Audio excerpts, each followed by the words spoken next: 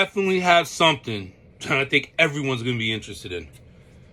Barbecue smoked brisket with our house barbecue sauce, with our pickled jalapeno, habanero, onion pickling.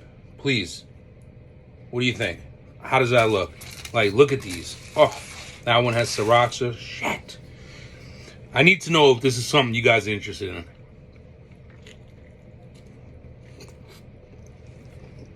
Oh my God. Holy shit.